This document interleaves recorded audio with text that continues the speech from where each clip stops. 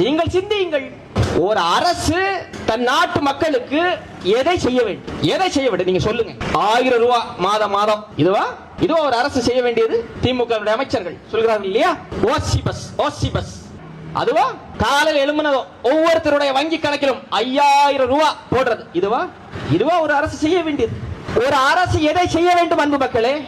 நான் ஒரு தனி மனிதன், எனக்கு கல்வி வேண்டும், நான் படிக்கணும்னா நானே ஒரு பள்ளிக்கூடத்தையோ கல்லூரியையோ கட்டி என்னால் படிக்க முடியாது. ஒரு தனி மனிதனால் அதை செய்ய முடியாது. எனக்கு உடல்நிலை சரியில்லை, என்னுடைய உடல் நலனை பாதுகாப்பதற்கு எனக்கு மருத்துவ சிகிச்சை நானே ஒரு மருத்துவமனையை கட்டி சிகிச்சை பெற முடியாது. நான் ஒரு வாகனத்தை வாங்குகிறேன், வாகனத்தை என்னால் வாங்கிக் கொள்ள முடியும். ஆனால் அந்த வாகனத்தை ஓட்டிச் செல்வதற்கு இது போன்ற சாலையை தனி மனிதன் என்னால் செய்ய முடியாது.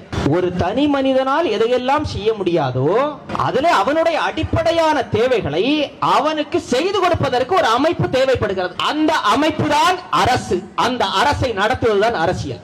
எப்படிப்பட்ட ஒரு அரசை நாம் தேர்வு செய்து வைத்திருக்கிறோம் என்பதை அன்பிற்குரிய மக்கள் சிந்திக்க வேண்டும்.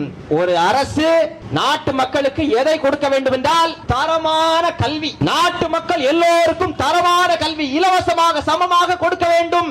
இதுதான் ஒரு அரசு முதலில் அடிப்படையாக கொடுக்க வேண்டியது.